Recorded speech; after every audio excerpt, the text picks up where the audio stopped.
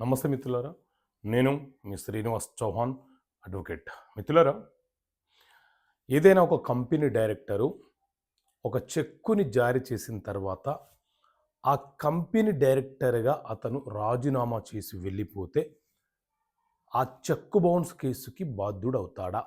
So మిత్రులారా, రీసెంట్గా Delhi high court ఈ రకమైనటువంటి కేసు మీద ఒక కీలకమైనటువంటి తీర్పునిచ్చింది.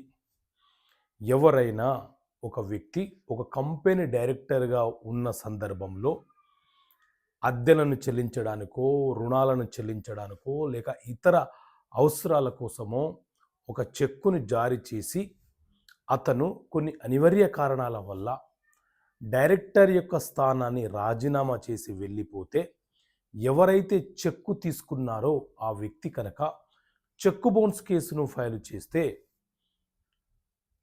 ఏ డైరెక్టర్ అయితే ఆ చెక్కుని జారీ చేశారో అతను ఆ చర్యకు బాధ్యత వహించవలసిందే. అంటే డైరెక్టర్గా ఆ స్థానంలో ఉన్నప్పుడు ఎవరైతే చెక్కులను జారీ చేశారో ఆ వ్యక్తులు ఆ క్రిమినల్ బాధ్యతలు భరించాల్సిందే అని చెప్పి ఢిల్లీ హైకోర్టు చాలా స్పష్టమైనటువంటి తీర్పునిచ్చింది. సో ఇలాంటి తీర్పులు మీకు స్పష్టంగా అర్థమయ్యే భాషలో కావాలనుకుంటే ఇక్కడ కనిపిస్తున్న నెంబర్కి కాల్ చేయండి. ప్రతి నెల ఒక మ్యాగజైన్ రూపంలో మీకు ఆయా హైకోర్టులు అలాగే సుప్రీంకోర్టు ఇచ్చిన జడ్జిమెంట్లను మీకు అర్థమయ్యే భాషలో పంపించే ప్రయత్నం చేస్తాం. ఓకే మిత్రులారా, థ్యాంక్ యూ. జై హింద్.